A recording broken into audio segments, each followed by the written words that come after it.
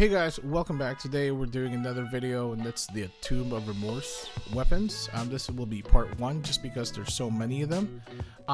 This just recently released and I actually haven't had a chance to make a video until now. They're actually pretty good. Well, most of them are pretty good. And basically I think this will be the first, well, not really the first set, because we did have a couple of level 5 weapons come out on the previous patches, but those were monster drops. These ones are craftable through the Tomb of Remorse. First, let's talk about crafting. To get one of these weapons, you need 700 minias, which are dropped from the monsters inside the Tomb of Remorse. They're also dropped from the MVPs, so 2 MVPs, Tiara and Sakurai.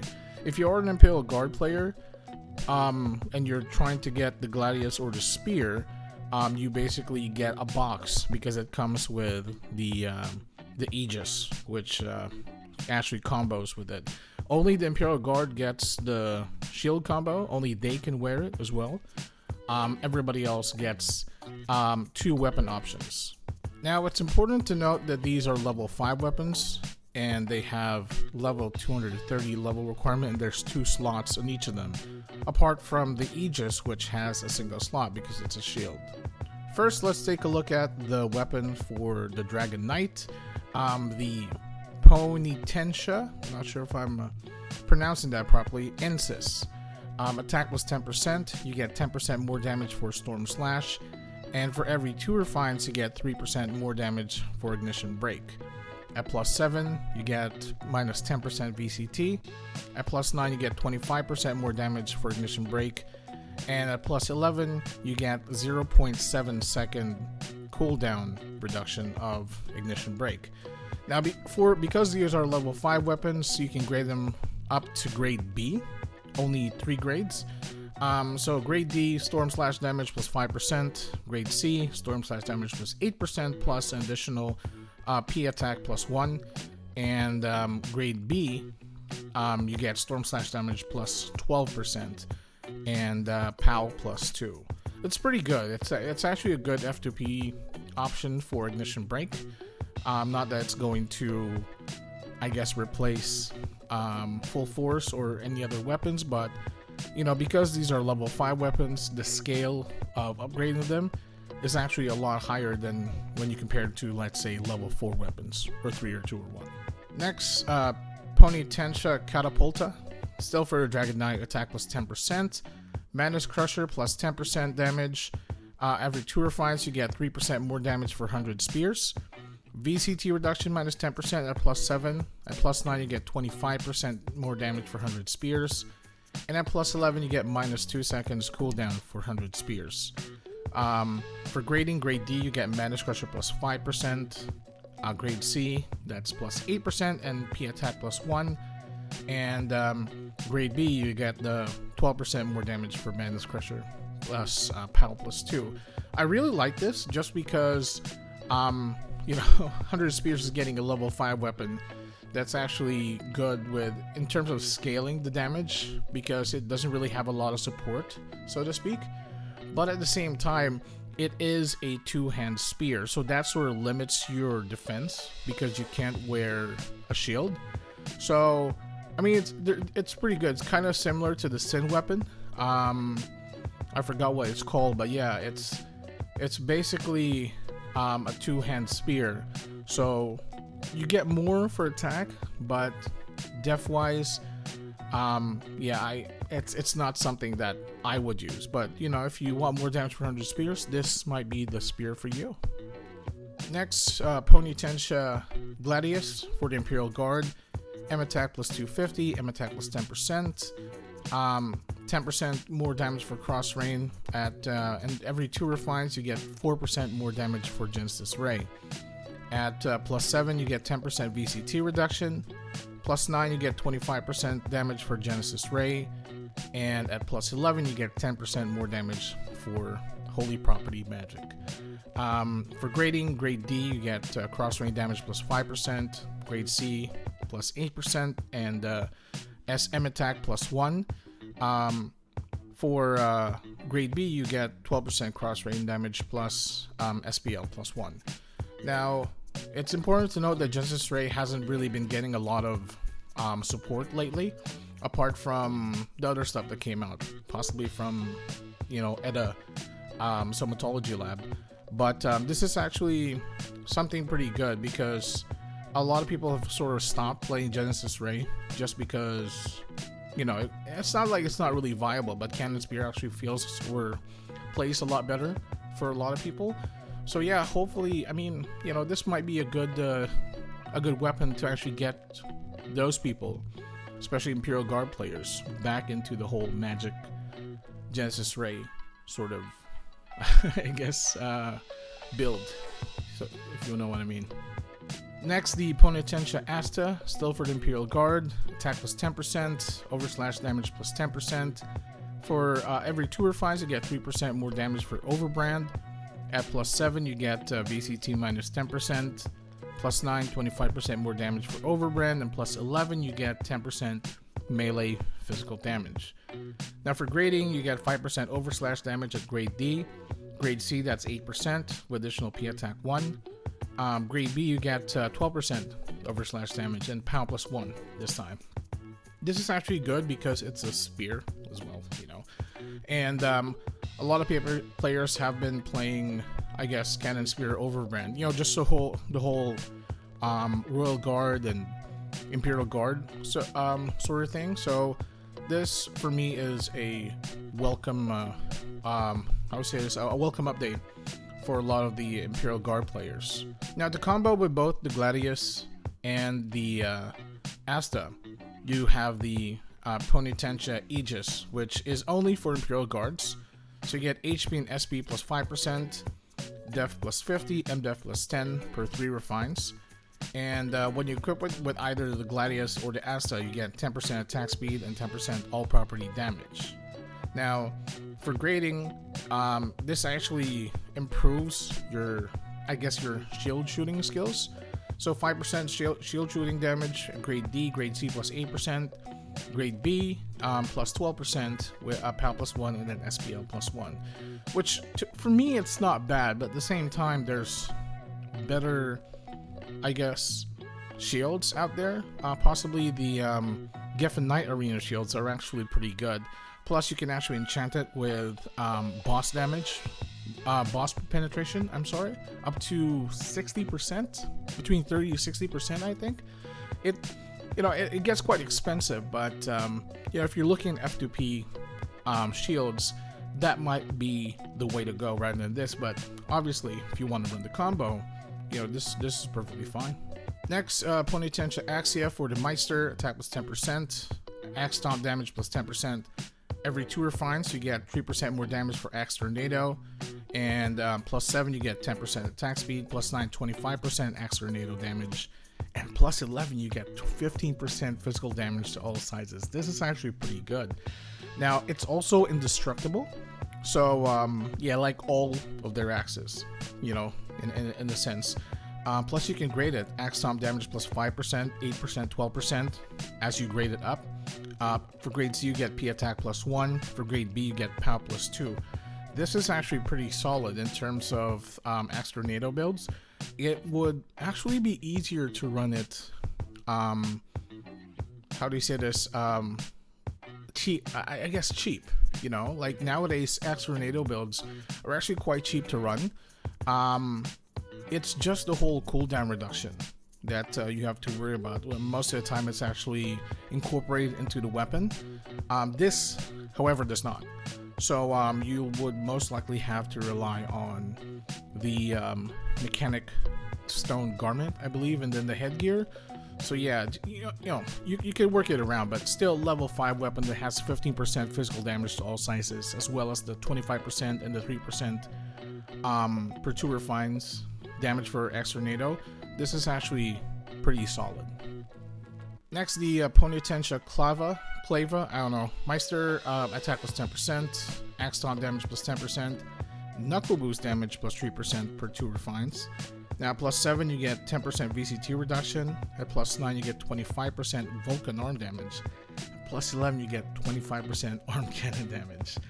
Now, what's interesting about this is for grading, they decided to give you long range damage. So grade D, you get 2% long range damage. For grade C, you get 3%. For grade B, you get 10% additional P attack plus 1.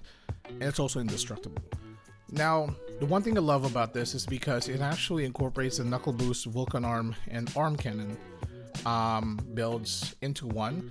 But at the same time, it's a little bit spread out. I would have preferred it to be more concentrated into a single build, maybe Vulcan Arm or Arm Cannon. Well, Arm Cannon probably nowadays is probably the most common if you want to do, you know, Mato Mecha or Meister, whatever. But yeah, this it's I don't know. I know how to put it. It's the grading is solid. You know, the stats are solid, but at the same time, it's like I said, it's so spread apart that you can't really utilize everything all at the same time. I don't know. I don't play Meister or Mechanic anymore, so you know, if you do play it, you know, it's just good. You know, for me, I feel that, you know, it's good, but it's not like the best. You know. Next, Ponitensha Pendulous for the Biolo. Attack was 10%. You get 10% more damage for Acidified Zone, Fire, Water, Wind, Earth. You get 3% card tornado damage per 2 refines. Plus 7, you get VCT minus 10%. Plus 9, you get 25% more damage for card tornado. And at plus 11, you get 10% melee physical damage. For grading, you know, you get Acidified Zone damage plus 5%, but it's only for Fire and Wind. So this is pretty weird, because initially you get Fire, Wind, Water, and Earth, but you know, when you grade it, you're only getting the Fire and Wind stuff. I mean, I don't play Biolo, so you know, what do I know, right? But grade C plus 8%, P attack plus 1, grade B plus 12%, POW plus 2. It's also indestructible, so you know, it's still pretty good. But at the same time, I think one of the banes for Card Tornado is really the 2-second cooldown. Yeah, it's for me, it's just hard to make it work. But I mean, it's workable, you know. But it's just, you know, I just find it easier to run other stuff and not have the whole headache of trying to, I guess, reduce the cooldown or even have to worry about the cooldown, in a sense. But yeah, you know, I can't really rate this. I don't play Biolo. But next, Ponitensha Rigula for the Biolo. Still attack plus 10%. Still the same, damage plus 10% for Acidified Zone, Fire, Water, Wind, Earth. You get card cannon damage plus 3% per 2 refines. At plus 7, you get VCT reduction minus 10%. Plus 9, you get 25% card cannon damage. And plus 11, you get 10% long range damage. Now, the grading is the same thing as the last one, the Pendulous. Acidified Zone, Fire, Wind damage plus 5%. Grade D, Grade C 8%, P attack plus 1. Grade B, 12%, POW plus 2. Also indestructible. Only problem I have here is that it's a sword. So, you know, utility-wise, you would put them in the bracket of, let's say, what's being used nowadays. The Scythe, if you're running OCP, if you're running more F2P side, Cool Injection might be your best bet. That's also enchantable. But, you know, obviously you have to get the corresponding ETA Biolab headgear for it. But yeah, I don't know. I mean, for me, the stats are solid just because I don't play Biolo. But I mean, if any of the Biolo players are watching this, you know, what do you think? You know, leave your comment down below or whatever. Talk to me, because yeah, for me, it looks solid. It just lacks a little bit of, I guess, the bonuses. But at the same time, over-ups for level 5 weapons are actually exponentially better than other, you know, level 4, 3, 2, 1 weapons. Next, Ponitensha Termis for the Archmage. M attack plus 300, M attack plus 10%. 10% more damage for Crimson Arrow and Frozen Slash. And then for every 2 refines, you get 3% more damage for Crimson Rock and Frost Misty. Now, plus 7, you get minus 10% VCT. At plus 9, you get 25% more damage for Crimson Rock and Frost Misty. No, I haven't even heard of Frost Misty, to be fair. Plus 11, you get 10% more damage to fire and water property magic. For grading, of course, Crimson Arrow, Frozen Slash plus 5%. Grade C, 8% with SM attack plus 1. And grade B, you get 12% SPL plus 2. It's also indestructible. I don't know, like just Crimson Rock, to be fair. I think one of the hard parts of Crimson Rock is really the cooldown. How much is the cooldown for that? 3 seconds? 4 seconds? 5? I don't know. But at the same time, you can still get the cooldown reduction from, let's say, old Magic Stone Hat. But otherwise, I mean, if you look at like stuff like Crimson Rose Stick that actually reduces cooldown as well, that's actually quite helpful with the Magic Stone Hat. So I mean, this can actually help in terms of the damage increase, but convenience will most likely suffer unless the cooldown reduction is sorted out. Next, Ponytansha Virga for the Archmage, M attack plus 3%. I'm sorry, 10%. M attack plus 300. You get 10% more damage from Storm Cannon and Rock Down. Chain Lightning and Earth Strain damage plus 3% per 2 refines. VCT minus 7% at plus 7. At plus 9, you get plus 25% damage for Chain Lightning and Earth Strain. At plus 11, you get 10% more damage for Wind and Earth Property Magic. Now for grading, yeah, it's still the same. 5% Storm Cannon, Rock Down damage. Grade C, 8% SM attack plus 1. Grade B, 12% SPL plus 2. It's indestructible. But to be fair, I really would prefer them to actually put wind and water magic, or the wind and water magic bonuses into one. Like for example, Pride Stone. You get wind. Is it Pride Stone? But yeah, help with like Chain Lightning, and at the same time, what's the ice skill? Frost Nova. I honestly forgot. But yeah, it's I would actually prefer to do that, because you can sort of freeze them and then use the wind spells to make it hit better, But then again, I don't play Archmage, I don't play Warlock. That whole I guess build or class is definitely alien to me. But yeah, what do you guys think? Let me know in the comments below. Next, we have the Ponytansha CPO for the Elemental Master, M attack plus 215, M attack plus 10%. You get 10% more damage for Conflagration and Lightning Land. Sounds pretty cool, Lightning Land. Every 2 refines, you get 3% more damage for Psychic Wave and Variegator Spear. At plus 7, you get VCT minus 10%. Plus 9, you get 25% more damage for Psychic Wave and Variegator Spear. Plus 11, you get Psychic Wave cooldown minus 1.5 seconds. And plus 11, you get Variegator Spear minus 2 seconds of cooldown. That's actually pretty good. That goes hand in hand with the other Edda one that they put out just then. But yeah, it's actually pretty solid, to be fair. It's also indestructible. Grading though is a bit different, because although you get Conflagration damage and Lightning Land damage plus 5% for grade D, for grade C you only get 3% SM attack, and then SM attack plus 1. And then grade B you get 5%, and then SPL plus 1. I don't know, is it too strong? Or I don't know, it's completely weird for me. Last, we have the Ponytansha Codex, still for the Elemental Master, M attack plus 10%, and then M attack plus 215. You get 10% more damage for Diamond Storm and Tetra Drive, and every 2 refines you get Diamond Dust and Earth Grave damage plus 3%. Now, plus 7, you get 10% VCT reduction, plus 9, you get 25% Diamond Dust and Earth Grave damage. And at plus 11, you get minus 2 seconds cooldown for both Diamond Dust and Earth Grave. This is actually pretty good. Grading, 5% Diamond Storm, Tetra Drive damage.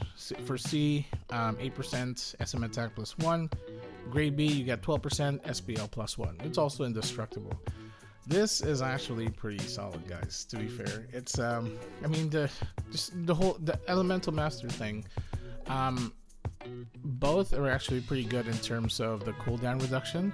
Although the one thing I would comment for these Tomb of Remorse weapons is that they sort of still amplify the third job skills, but at the same time they give a little bit of a bonus to fourth class skills, which for now a lot of it doesn't seem usable. You know, I mean, some of it are, but like it's not as effective as, let's say for example, you get a lot of cooldown reduction or whatnot, or I don't know, fucking OCPs or something. But at the same time, this is, I guess, the first level 5 weapon sets that we're getting prior to the last one, especially when the 4 classes were released. So we're gonna get more. But I see the Tomb of Remorse weapons as sort of a bridge weapon from the third class skills over the fourth class skills, which is actually pretty good because, like I said, it still amplifies the third skills that we are still using, that we still keep on using, because the fourth job skills don't really have a lot of support. But at the same time, it sort of helps with when you're using those 4 class skills. I know I'm having fun with Gale Storm right now just because Moon God Lapel came out. So that's something that I really look forward to, and I hope this video actually helps with giving you guys an idea of what came out for Tomb of Remorse, if that's something that you want to use. If not, I will have part 2 in a couple of days, maybe in 2 days, and that will cover the rest of the job classes that or the weapons that were not included in this video. So I hope you like it. Leave a like, subscribe. I will see you guys next time.